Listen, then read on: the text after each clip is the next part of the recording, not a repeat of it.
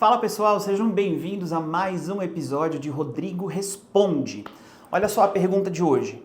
Qual que é a diferença entre antissemitismo e antisionismo? Gente, pergunta excelente. Em primeiro lugar, deixa eu pedir para todo mundo, se você ainda não é inscrito aqui no canal, corre ali, se inscreve, ativa o sininho, deixa o teu like nesse vídeo já logo de cara e, por favor, comentem aqui quais as coisas, as perguntas que vocês tenham, curiosidades que vocês queiram saber sobre Israel, sobre a cultura judaica, sobre a política do Oriente Médio, tudo isso, que a gente tem acumulado aí as perguntas mais interessantes para responder aqui no quadro, tá bom? Então vamos lá. A diferença entre antissemitismo e antisionismo. Vamos começar definindo o antissemitismo. Para princípio de conversa, esse termo antissemitismo foi utilizado pela primeira vez em 1860 por um filósofo chamado Moritz Steinschneider, que era um judeu austríaco. Ele utilizou esse termo justamente rebatendo, contestando a teoria de outro filósofo chamado Ernest Renan, que era um orientalista que publicou uma tese filosófica dizendo que as raças semitas eram inferiores à raça ariana.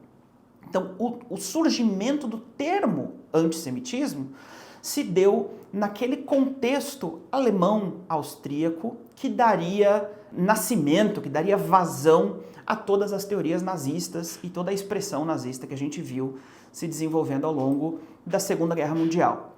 Ainda que o termo para definir esse pensamento, o termo antissemitismo, surgiu só em 1860, o pensamento antijudaico, ele já era presente muito antes disso na história. Para falar do surgimento do antissemitismo, eu preciso falar um pouco sobre o começo do cristianismo. E eu sei que esse aqui é um tema cabeludo, complicado. Respira fundo aí, vai comigo. E vamos conversar sobre algumas das raízes do antissemitismo dentro da tradição cristã. Olha só, em primeiro lugar, é preciso que fique bem claro, tá? Jesus era judeu. O nome dele era Yeshua. Os discípulos eram judeus, os apóstolos, todos eles judeus. Os primeiros seguidores de Jesus, todos eram judeus. Jesus, inclusive, deu uma ordem no começo da sua caminhada para os seus discípulos a irem e entrarem apenas nas aldeias dos judeus, para falar com os judeus e não trazer a mensagem do evangelho para os gentios, porque era isso que tinha que acontecer no começo de conversa. Todo o movimento dos seguidores de Jesus, todos eles eram judeus a princípio. A mensagem do evangelho começou a se expandir para além das fronteiras do povo judeu, primeiro com Cornélio, em Cesareia, que o apóstolo Pedro foi e trouxe a mensagem de Jesus até ele, mas depois principalmente através do ministério de Paulo, que também era judeu, ok? Também era um rabino judeu. Mas ele começou a levar, era o apóstolo para os gentios, e começou a expandir a mensagem de Jesus para além dos limites culturais e étnicos do povo judeu. Muitos anos depois que o apóstolo Paulo já não estava mais vivo, enquanto as cartas dele iam circulando pela igreja, alguns pensamentos, algumas maneiras de interpretar as coisas que haviam sido ditas começaram a ser deturpadas, justamente porque elas foram ditas por judeus, em sua maioria para um público judeu que conseguiria entender aquele contexto cultural sem precisar de explicações extras, e agora essas cartas e esses textos estavam sendo lidos por uma comunidade que não tinha todo o background judaico para compreender o que estava acontecendo. Vou usar um exemplo, por exemplo, do Evangelho de João. O Evangelho de João é um evangelho extremamente, com uma linguagem extremamente judaica. Quando você lê o Evangelho de João, você não vê muita distinção entre aquilo que está escrito, a maneira, o discurso, a forma de estruturar os pensamentos é muito, muito, muito parecido com o resto de outras literaturas judaicas que a gente tem do mesmo período. E uma das coisas que está muito presente no Evangelho de João é, tanto no linguajar de Jesus quanto do escritor de João, do discípulo, quando eles se referem ao povo de Israel, eles dizem os judeus. os judeus fizeram isso, e os judeus aquilo, e os judeus antes do feriado dos judeus, antes do sei lá o que dos judeus, e os judeus, e os judeus, e os judeus, e os judeus. Quando um não judeu não conhece o diálogo interno do povo judeu, está lendo essas palavras, ele tem a impressão de que quem escreveu essas palavras e quem está dizendo essas palavras não é judeu. Então, quando João está dizendo Jesus foi para sei lá onde antes do feriado dos judeus, parece que o escritor do Evangelho de João está excluindo Jesus e os seus discípulos da comunidade judaica. Enquanto não é essa a realidade. A realidade é que o diálogo interno do povo judeu acontece dessa forma com muita frequência, inclusive até hoje. Até hoje você pode ouvir, por exemplo, um rabino ensinando, tentando falar, instruir o povo, e ele vai dizer da seguinte forma, ele vai dizer, os judeus precisam isso, e os judeus têm que fazer aquilo, e os judeus vão pro lado de lá. E de repente eu olhei e tinha os judeus lá, porque é a maneira de dizer a gente, é a maneira de dizer nós fomos, nós íamos, e esse é o nosso feriado, é uma questão de um coloquialismo interno que estava presente durante aquele período, continua presente, inclusive até hoje, mas que permitiu uma interpretação das Escrituras que fez uma separação entre Jesus e os seus discípulos e o resto do povo judeu. Parece que o resto do povo judeu era nada a ver com Jesus, enquanto essa não é e não era a realidade de maneira alguma. Então, essas interpretações erradas do linguajar do Novo Testamento se enraizaram no meio do pensamento daqueles cristãos que não tinham crescido com a tradição judaica, que não conheciam esse linguajar interno. Além disso, a gente pode pensar também, por exemplo, na teologia de Paulo, porque o apóstolo Paulo, como um apóstolo para os gentios, ele era muito enfático na sua postura de que um gentio que vem à fé em Jesus, ele não precisava adotar todo o encargo da lei que havia sido dado para o povo judeu. Na postura de Paulo, se você é um gentio, um grego, um romano, que de repente se converte ao cristianismo, você não precisa adotar toda a tradição cultural judaica. Você pode ser um seguidor de Jesus sem cumprir todos os mandamentos da lei, apesar de que Jesus sim cumpria a lei e cumpria todos os seus mandamentos. É óbvio que essa interpretação que a igreja fez, ela foi seletiva. Por quê? Porque Paulo também disse, por exemplo, Paulo enfatiza inúmeras vezes a aliança eterna de Deus com o povo judeu, que a bênção dos judeus representaria a vida dentre os mortos para todas as nações. Então, Paulo nunca menosprezou o povo judeu. Só que a aplicação que a igreja fez com as palavras de Paulo começou a cada vez mais a diminuir a relevância e a importância do povo judeu. As coisas se complicaram ainda mais com alguns erros de tradução, algumas interpretações equivocadas na tradução, principalmente com o surgimento da Vulgata, com Jerônimo. Enfim, a Vulgata, por exemplo, traduziu algumas passagens das Escrituras, pelo menos duvidosa, ok? E eu vou citar aqui um exemplo claro disso. Para quem conhece bem as Escrituras, se lembra, por exemplo, de quando Moisés subiu o Monte Sinai e recebeu as tábuas da lei, ele desceu do monte, a Bíblia diz, com o rosto resplandecendo, brilhando, porque ele havia estado na presença de Deus. E a palavra para brilho ou resplendor, para dizer o rosto de Moisés brilhava, é a palavra koren, ou keren, que é muito parecida com a palavra chifre. Parecida, porque são, enfim, duas palavras que são escritas de maneira similar, que soam de maneira similar no hebraico.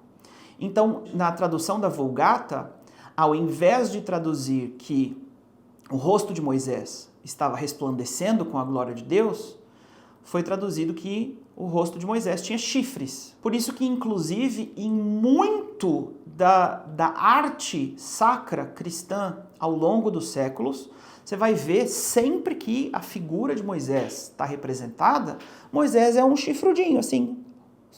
Ele está lá com 2 chifres. Por causa desse... Inclusive, Michelangelo fez a estátua famosa de Michelangelo, já da Idade Média, mas enfim, que chama Moisés, está lá Moisés chifrudinho. Por quê? Por causa de um erro de interpretação. Só que, enquanto a mensagem do cristianismo ia correndo pelo meio dos gentios, pelo meio dos povos, as pessoas, na sua maioria, não eram educadas, não sabiam ler.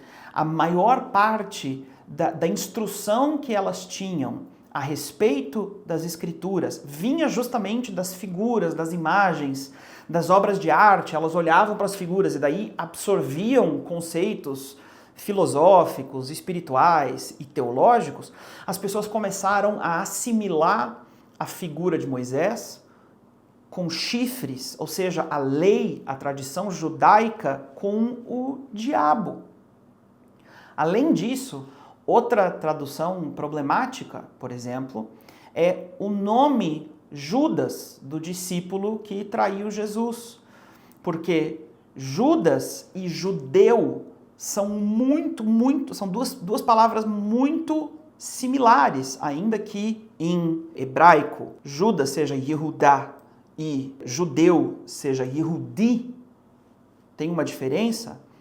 Judas, Yehudá, em hebraico, teria que ter sido traduzido como Judá e não como Judas. Mas, enfim, a similaridade entre o nome Judas e a palavra judeu foi adotada, foi incorporada para dentro do latim com as 2 palavras sendo ditas e escritas da mesma forma.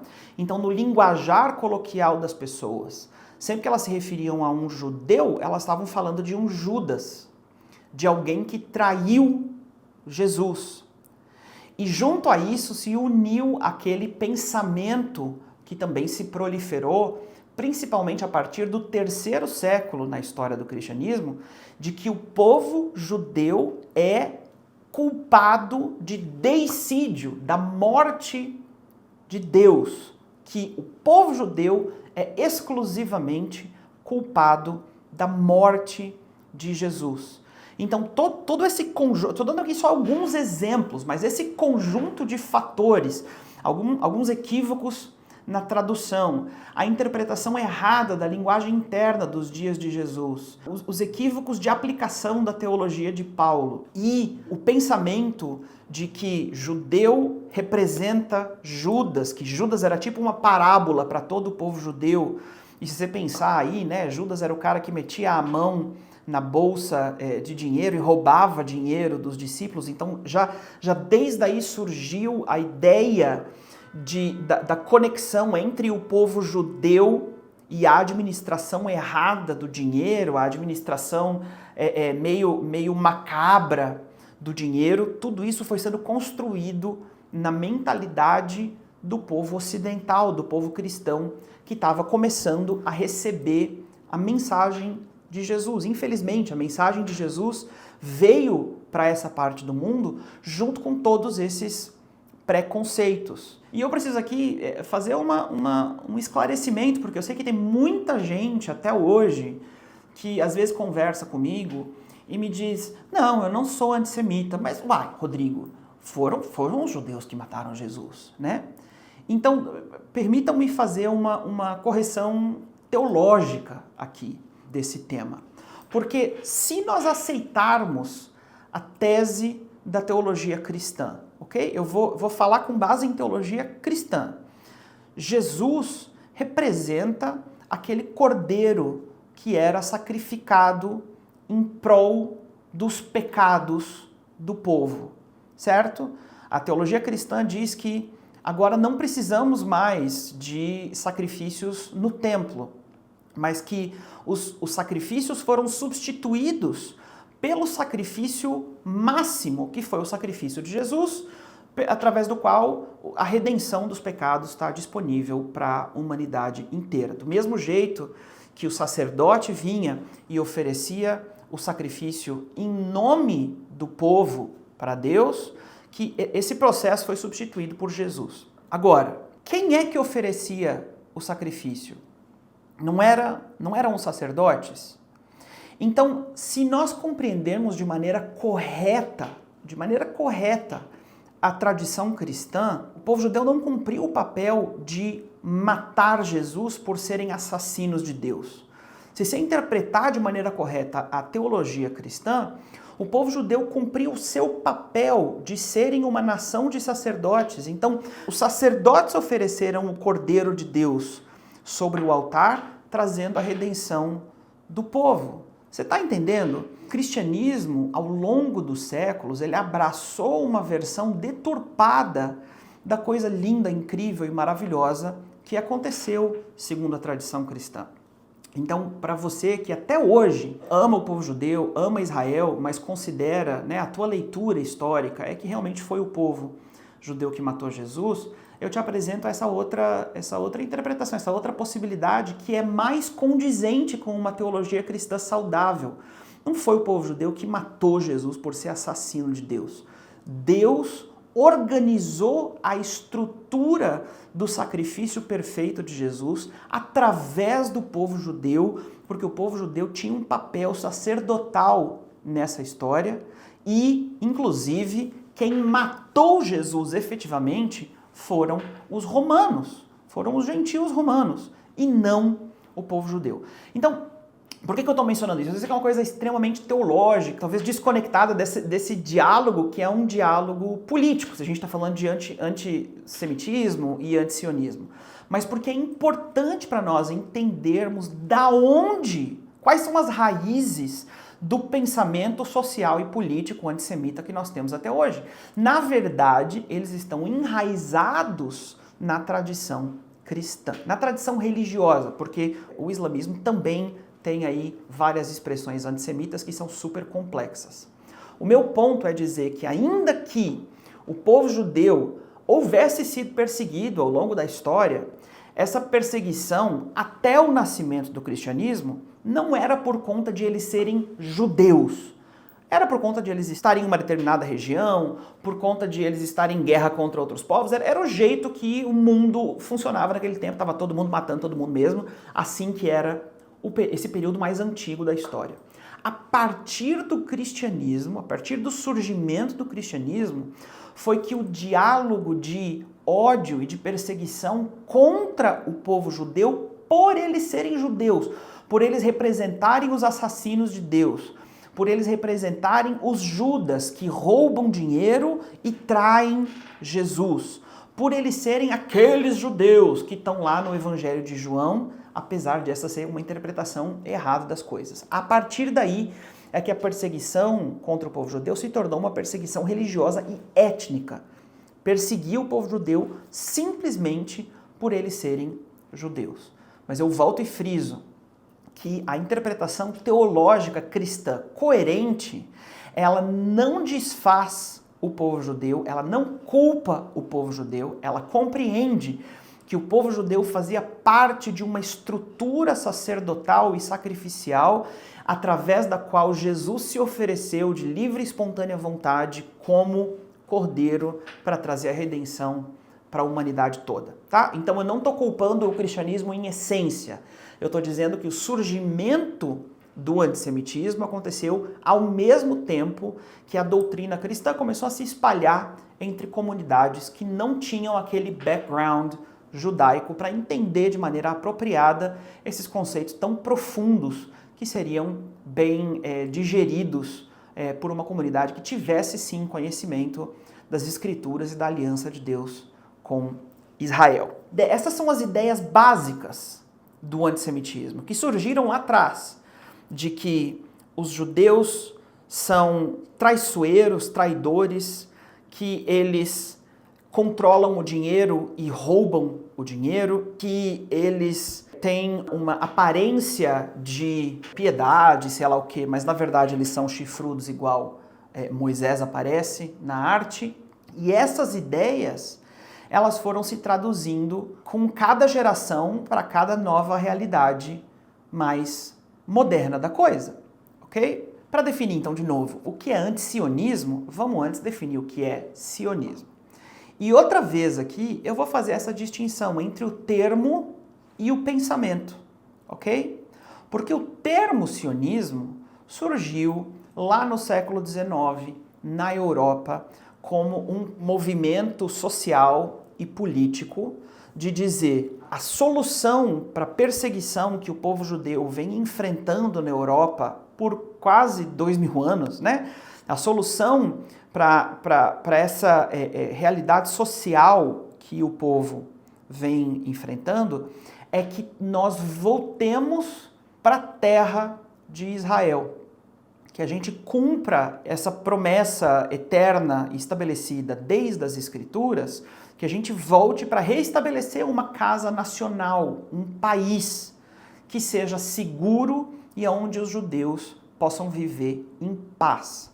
Acreditar que Israel tenha o direito de existir enquanto casa nacional para o povo judeu é ser um sionista. Então, se você acredita que Israel existe e que ela tem direito de existir, muito prazer, você é sionista, ok? Agora, existe uma distinção, de novo, entre o termo ser utilizado, esse termo sionista começou a ser utilizado lá no século XIX na Europa, e a essência do pensamento em si. Porque a essência do pensamento em si existe desde que existe judaísmo, ok? Há mais de 2000 anos, todos os dias, o povo judeu ora 3 vezes ao dia para que Deus os estabeleça na sua própria terra, na terra de Israel. Todos os dias, em todas as cerimônias judaicas ao longo da história, existe uma conexão inseparável entre o povo judeu e a terra de Israel. Essa é a essência do judaísmo. Deus não fez uma aliança apenas com o povo de Israel. Ele fez uma aliança com o povo e uma aliança com a terra de Israel. Essa é a essência do judaísmo, ok? Enquanto os judeus viviam, por exemplo, no exílio babilônico, depois de 586 antes da Era Comum, antes de Cristo, mesmo não vivendo na terra de Israel, todos os dias eles se voltavam em direção a Jerusalém para rezar, para orar, voltados em direção a Jerusalém. Durante os 2000 anos entre a diáspora que houve depois da destruição do templo e o retorno para o restabelecimento do Estado de Israel, todas as sinagogas do mundo estão voltadas em direção a Jerusalém. Todo o foco do povo judeu é Jerusalém, é Israel, é a terra de Israel. Sempre foi. Por isso que não existe distinção entre judeu e sionista. Essa distinção, ela é artificial, ok? Ela é resultado de uma tentativa de manipular esses termos e agregar a esses termos valores que na prática são irrisórios. Por quê? Porque você pode estar me ouvindo agora e dizendo assim, Rodrigo, mas existem judeus que são anti-sionistas. Existem. Claro que existem, ok? A gente precisa pensar em algumas coisas aqui ao mesmo tempo, tá? Em primeiro lugar, eles são a minoria da minoria da minoria da minoria da minoria da minoria da minoria da minoria do povo judeu. Em segundo lugar, o que um judeu que se diz anti-sionista está fazendo, na verdade, ele está fazendo uma declaração política que tem a ver com uma interpretação moderna e deturpada desse termo sionista, ok? Ele basicamente está dizendo, eu discordo da política do governo de Israel, eu acho que os judeus têm que continuar vivendo espalhados pelo mundo mesmo, eu acho que não tem que haver uma nação judaica. Mas se ele for um judeu religioso, se ele for um judeu que não é só etnicamente judeu, que é religioso judeu, todo dia, 3 vezes ao dia, ele vai ter que se voltar para Jerusalém e rezar em direção a Jerusalém. Então, na prática, ele ainda está conectado com Sião, você entende? Ele ainda está conectado com a terra de Israel. Ainda que ele discorde veementemente do governo atual, da existência do Estado moderno, enfim, ele ainda está conectado com a terra de Israel. E ainda eu preciso fazer um outro parênteses aqui, dizer que existem linhas ultra radicais de movimentos religiosos que veem na nação de Israel hoje não o cumprimento das promessas bíblicas. Porque, de acordo com eles, a nação verdadeira de Israel vai ser estabelecida no momento que o Messias chegar. Então, até se revelar o Messias, qualquer nação que se chama Israel não é a Israel verdadeira pela qual o povo judeu está esperando. Ainda assim, eles estão esperando por Sião. Ainda assim, eles estão conectados com Sião. Eles discordam do governo, eles acham que o governo é secular demais, que o governo enfim, você entende? Mas na prática, a gente não pode se perder aqui na semântica da coisa e ficar pensando, por exemplo, que antissemitismo é um movimento que surgiu só em 1860, só porque essa palavra foi utilizada pela primeira vez em 1860. Da mesma forma, o sionismo não é um movimento que surgiu no século XIX na Europa. Sionismo é judaísmo, é acreditar na conexão entre o povo de Israel e a terra de Israel. Ponto final. Qualquer interpretação que tente dar a cambalhota no ar para trocar esta concepção é, no mínimo, fazer um malabarismo semântico para deturpar um pouco o sentido das coisas para cumprir algum objetivo político. Ok? Mas não é o fato verdadeiro da coisa. Então agora a gente volta para a pergunta do começo. Se antissemitismo e antisionismo são a mesma coisa. Vamos lá, pensa comigo. Antissemitismo é perseguir ou rechaçar ou se opor ao povo judeu simplesmente por eles serem judeus. Antisionismo é rejeitar a verdade mais fundamental a respeito do povo judeu e da sua identidade enquanto judeus, que é a sua conexão com a terra de Israel. Na prática, a gente até pode argumentar que esses dois conceitos teóricos tenham aí leves distinções entre um e outro. O antissemitismo é um pouco mais abrangente, antisionismo se refere talvez a um aspecto da identidade judaica, apesar de ser o aspecto mais fundamental da identidade judaica, mas ainda assim é apenas um aspecto e não é tão abrangente quanto o antissemitismo. Só que na prática, antissemitismo e antisionismo são exatamente a mesma coisa. Antisionismo é a versão de 2024 do antissemitismo de 2000 anos, ok? O antisionismo tem exatamente as mesmas mensagens do antissemitismo. O antisionismo diz que os judeus são ladrões. O antisionismo diz que os judeus são assassinos, que eles, no caso, matam um povo, que foi aí, eu vou utilizar aqui uma linguagem meio alegórica, mas o antisionismo pega o povo palestino para Cristo e diz que os judeus matam o povo palestino do mesmo jeito que mataram Jesus. A linguagem é a mesma, a ideia é a mesma e ela vem do mesmo lugar. Então, na prática, não existe distinção entre uma postura antissemita e uma postura anti-sionista. Hoje, em 2024, se você é um anti-sionista, você é um antissemita. E eu vou terminar com um último pensamento, talvez um pouco interessante aqui, um pouco irônico. Porque essas duas linhas de pensamento, tanto o antissemitismo quanto o antisionismo, estão dizendo exatamente a mesma coisa, mas vindos de duas direções opostas. Deixa eu explicar. O termo antissemitismo surgiu no contexto da ascensão da superioridade ariana na Europa. Ou seja, o argumento na época era que o povo judeu não é branco o suficiente e, portanto, é inferior aos arianos. E, portanto, é menos humano que os arianos. E todas aquelas teorias pseudocientíficas que começaram a se desenvolver a respeito das doenças serem culpa deles e tudo mais. Mas o foco central era que eles não eram brancos o suficiente, não eram arianos. Ok? O antissemitismo de hoje em dia está dizendo que os judeus são brancos demais, são europeus demais para terem direito de vida, para poderem estar aqui em Israel. Eles são brancos demais, então eles têm que mesmo ser assassinados pelo Hamas, eles têm que mesmo ser perseguidos, a Palestina tem que ser livre do rio ao mar, porque os judeus não pertencem à Palestina, eles são brancos demais. Isso que você está excluindo aí, 60% da população de Israel, que são judeus, que não são brancos de maneira alguma, não tem nenhuma conexão com a Europa, 60%, e ainda assim os outros 40% são judeus etnicamente, ainda que a cor da pele seja branca. Mas você está vendo que o argumento mudou, mas o bode expiatório continua o mesmo? Antes não era branco o suficiente, então tem que morrer. Agora é branco demais, então tem que morrer também. Atacando o povo judeu dos dois lados, mas exatamente com o mesmo alvo.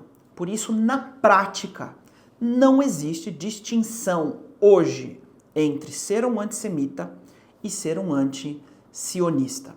Por isso, para você, meu amigo intelectual, cientista político, argumentador de Twitter e TikTok, para você que está em todas as trends sociais e que enche o peito para dizer eu não sou antissemita, porque o antissemitismo é horrível, o antissemitismo gerou o Holocausto, o antissemitismo, meu Deus, tenho até vergonha de pensar, mas eu sou antisionista e eu levanto a bandeira do Hamas e a Palestina livre do rio ao mar, eu quero te dizer que você é antissemita, sim, e que na prática não existe distinção entre os dois conceitos. Muito obrigado, pessoal, por estarem comigo para mais esse Rodrigo Responde e a gente se vê na próxima. Tchau!